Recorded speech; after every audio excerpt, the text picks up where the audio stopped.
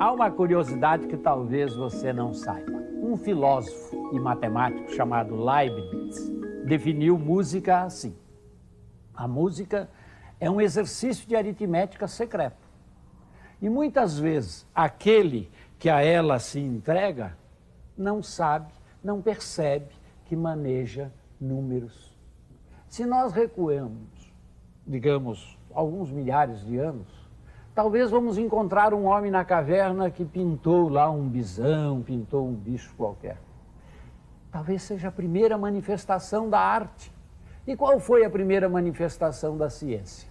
Registra-se como sendo a de Pitágoras, novamente um filósofo e matemático que, por volta do século V a.C., esticou uma corda e viu que ela produzia sons. Depois pegou a quarta parte, a metade, os 3/4 e criou uma escala musical. E novamente falou sobre música e número. Manejando frações, fez música. Não é interessante? O primeiro experimento científico da matemática foi numa arte, a música. Música e matemática, arte e matemática são expressões da beleza que o homem persegue e segue construindo.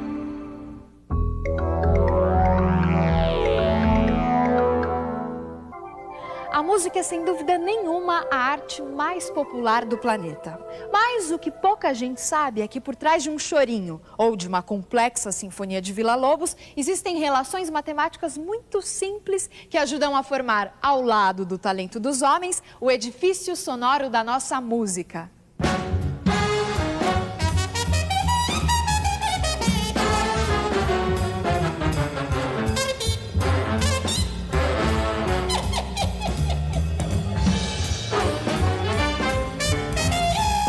Well, music is math because you're counting all the time, right? 1, 2, 3, 4, 2, 2, 3, 4, or 1, 2, 3, 2, 3, 3, or 1, 2, 3, 4, 5, 1, 2, 3, 4, 5, 1, 2, 3, 4, 5. The notes of the scale, each harmony is a frequency, which is mathematics. When they all come together, it's many frequencies. The overtone series, you know, each note has many notes above it, all mathematical formulas.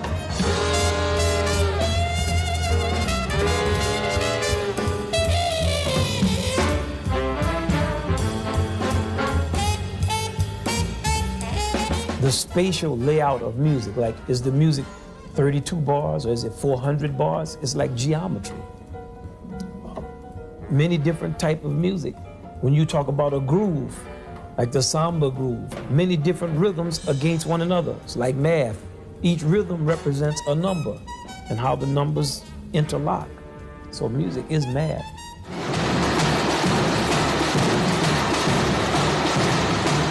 A diferença da bateria para a batucada são padrões. E conforme a execução desses padrões, você muda todo o conteúdo da bateria.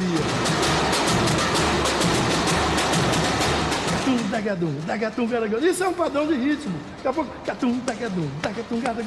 é automático, cabeça, boca. Isso são vários padrões, né? Isso é um. Catum, dagadum, dagatum, garagundá. Catum, dagadum, dagatum, garagundá. Catum, garagadum, catum, garagundá. Catum, dagadá, dagatum, garagundá. A batucada é infinita. Batucada você bate na porta, bate na barriga, bate na mão, bate no pé.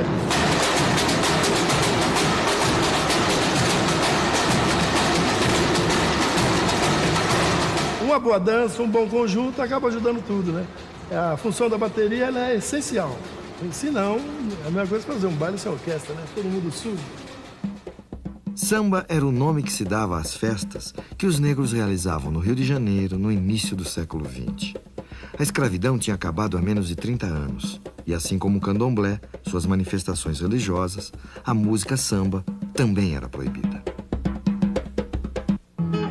Madame diz que a raça não melhora, que a vida piora por causa do samba.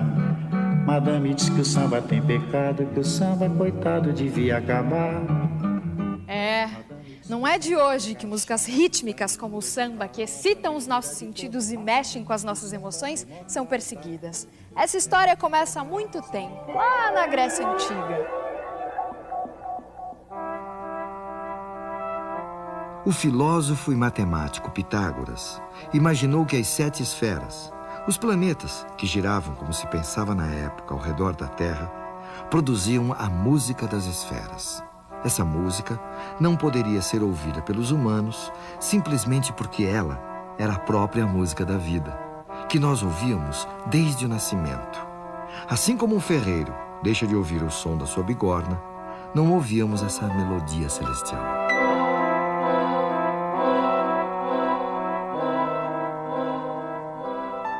Um outro filósofo grego, Platão, tomou 2 séculos depois a música das esferas como um modelo ideal do cosmos e também da vida em sociedade. Para ele, a música pode funcionar tanto como elemento de harmonia como de destruição, dependendo do gênero musical. Em primeiro lugar, estão as músicas que ajudam o cidadão a encontrar o equilíbrio, a elevação, aproximando-o dos deuses. É a música produzida pela lira, pela cítara. Todas as outras levam os homens à decadência, à degeneração e os aproximam dos animais. São as músicas rítmicas, enfim, todas as músicas populares.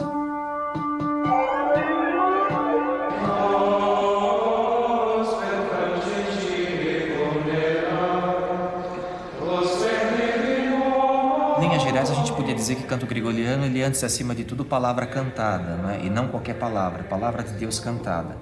Todos os textos que o canto gregoriano usa são, via de regra, extraídos ou, diretamente ou inspirados nas Sagradas Escrituras, né? Tanto no Antigo quanto no Novo Testamento.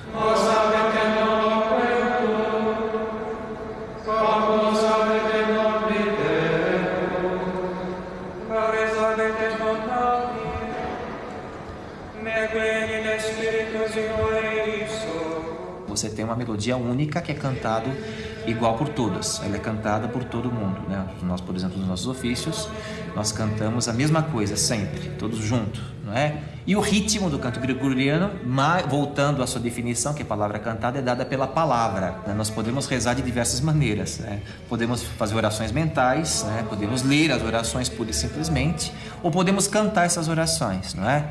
Então nós vemos no canto uma forma mais perfeita, por assim dizer, de orar. O canto gregoriano se esforçava em deixar de fora toda e qualquer possibilidade de ruído ou combinação desagradável aos ouvidos, buscando assim uma suprema harmonia que, pouco a pouco, as vozes dos monges encontravam através do uníssono.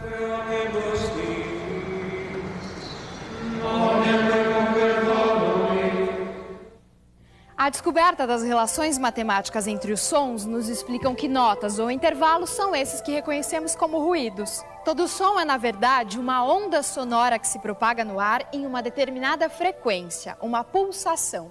Dá uma olhada.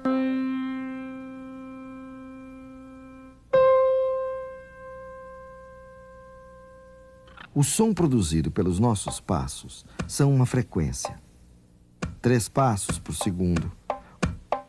4 passos por segundo, 5 passos por segundo e assim por diante.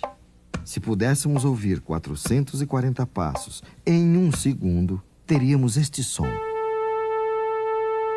Esta é a nota Lá. Essa frequência é de 440 Hz, que significa 440 pulsos em 1 segundo. Todas as outras notas musicais são também frequências.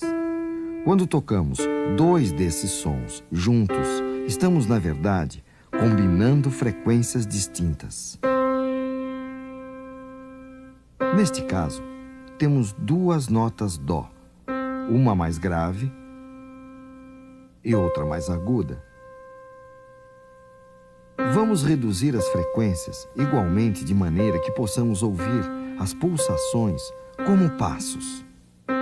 Para cada passo deste Dó, 2 passos deste outro. Portanto, uma mesma nota, mais grave e mais aguda, tem uma relação matemática de 1 para 2. Se combinarmos o Dó com um Sol, teremos isso. Para cada 2 passos do Dó, 3 do Sol. A combinação de um Dó com um Fá gera a fração de 3/4. Esses são os intervalos mais agradáveis ao ouvido humano. São formados por frações simples: 1/2, 2/3, 3/4. Agora, veja só esta combinação: um Fá com um Si. Uma grande confusão, não é mesmo? Um intervalo de 32/45. Elas começam juntas e só vão se encontrar depois de 32 passos do Fá e 45 do Si. Vejam vocês que por trás dessas combinações menos ou mais agradáveis aos ouvidos, existem frações numéricas justamente mais ou menos complexas. E essas frações complexas é que foram evitadas nos cantos gregorianos. E ainda fez com que a igreja, na Idade Média, proibisse a sua execução. E elas ficaram conhecidas como diábolos em música, o diabo na música, ou apenas trítono.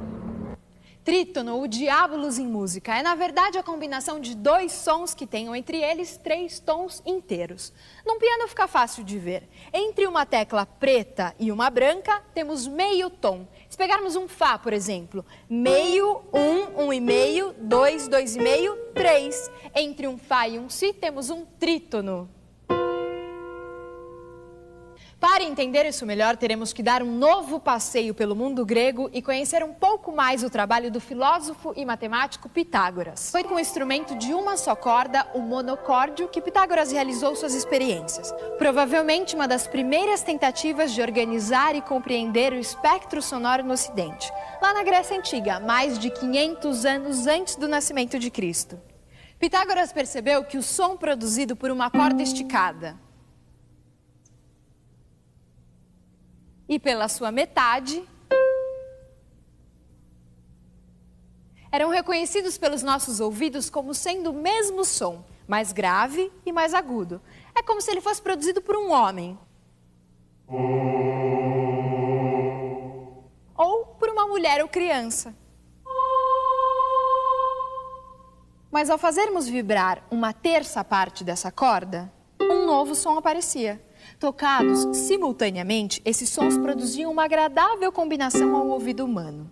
Dividindo sucessivamente essa corda em sua 4ª parte, 5ª, 6ª e assim por diante, Pitágoras foi organizando matematicamente o espectro sonoro e encontrando as relações matemáticas existentes entre os sons das muitas escalas, das mais diversas regiões e épocas da civilização grega.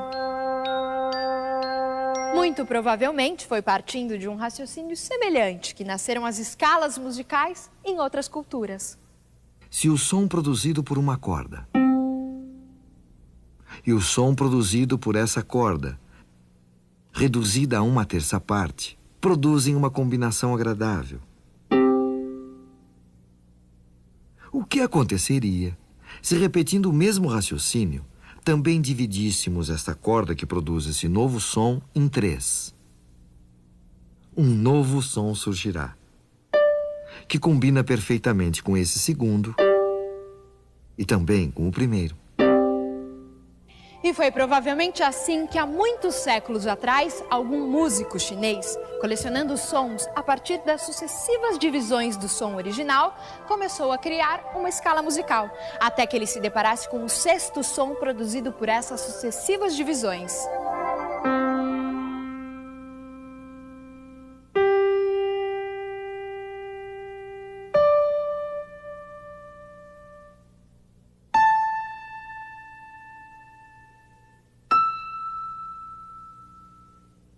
Pela primeira vez, nessa experiência, um som não combinava com o som original. Por sinal, eles até se pareciam excessivamente. O que fez com que o nosso chinês imaginário desse por concluído o trabalho e criasse uma escala com apenas os 5 primeiros sons. Uma escala pentatônica. Nessa escala, todos os sons combinam entre si. Para experimentar isso, qualquer um de nós pode se sentar à frente de um piano e tocar somente as teclas pretas, que formam uma dessas escalas pentatônicas.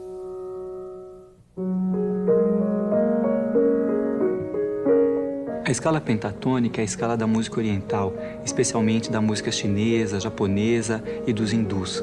E é uma escala onde todos os tons têm uma relação matemática idêntica entre si. E isso provoca um sentimento de harmonia, de igualdade, que é um sentimento também da civilização chinesa, da arte chinesa como um todo.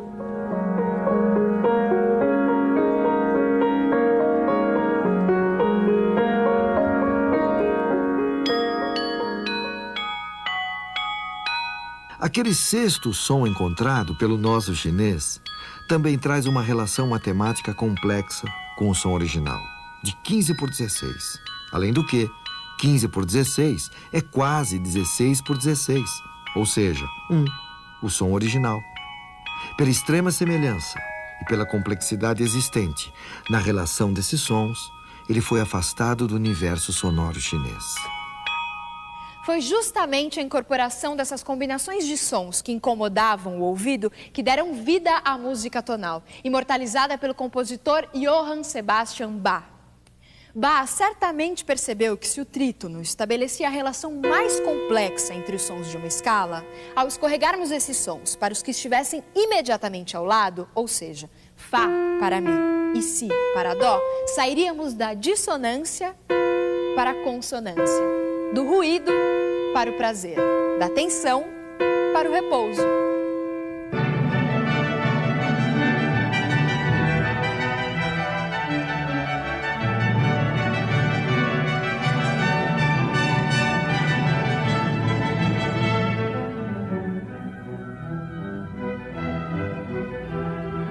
Bach, na prática, procurou unificar todos os conhecimentos que ele obteve a partir dos compositores franceses, italianos e dos alemães, gerando uma espécie de sistema lógico de composição.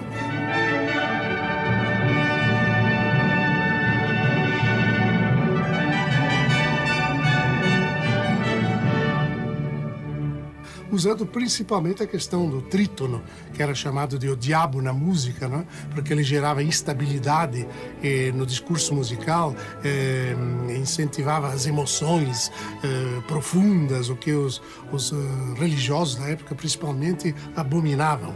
E ele trabalhava com o trítono para gerar instabilidade musical, portanto tensão musical, e com as melodias para gerar a parte estática da música, a parte contemplativa.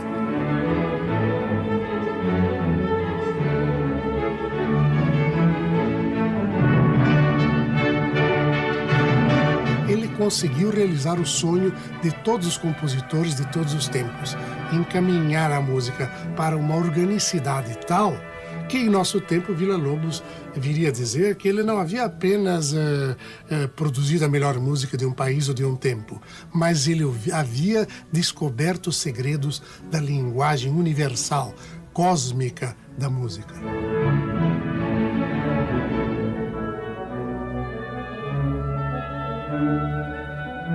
Meu caro amigo, eu sempre tenho prazer quando eu faço uma coisa que tenho prazer.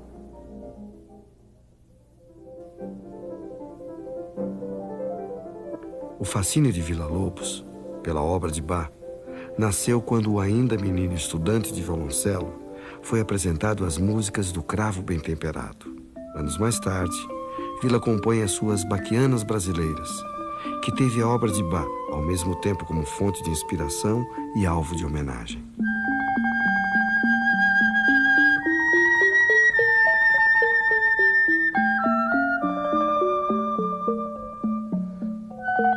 Tão importante quanto a influência dos compositores clássicos foi o gosto de Villa-Lobos pelas modas de viola, as cantigas de roda, os cantadores e repentistas que ele ouviu em suas viagens pelo interior do país no início do século XX.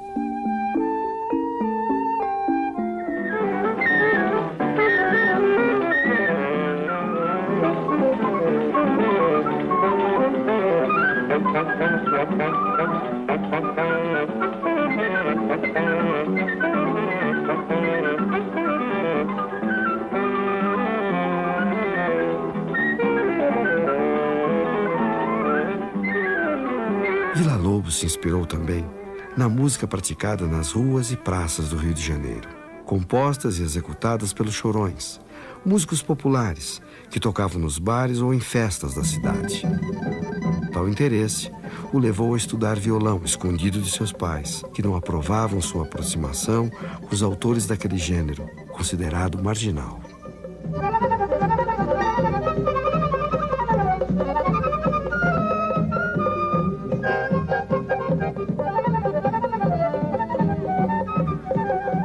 Villa-Lobos imortalizou e elevou o choro à categoria dos grandes gêneros da música mundial, ao compor um ciclo de 14 obras intitulado Choros. São uma nova forma musical, onde aquela música urbana se mescla a modernas técnicas de composição erudita.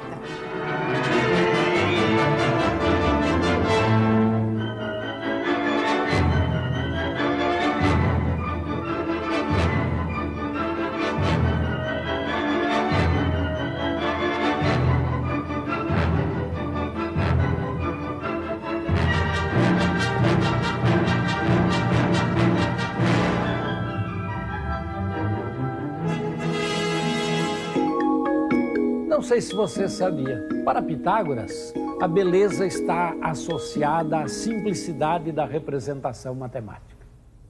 Por exemplo, o cubo era para Pitágoras a expressão a 3 dimensões mais bonita que ele podia conceber. Já no plano, o círculo e a sua harmonia era o que havia de mais belo. Ele gostou tanto dessa sua ideia que chegou a dizer: tudo é número. Isto é, ele queria dizer que todas as relações possíveis podiam ser expressas por uma relação matemática. E quanto mais simples fosse essa relação, mais bela seria esta expressão. Realmente, se nós olharmos bem as relações em diversas ciências, elas são tão mais belas quando a expressão matemática que as exprime é simples, singela, objetiva, fácil de entender. Não sei se ele tinha razão em dizer tudo é número, mas uma coisa nós não temos dúvida. Em se tratando da música, quando fala da harmonia, da beleza, ele andou bem perto.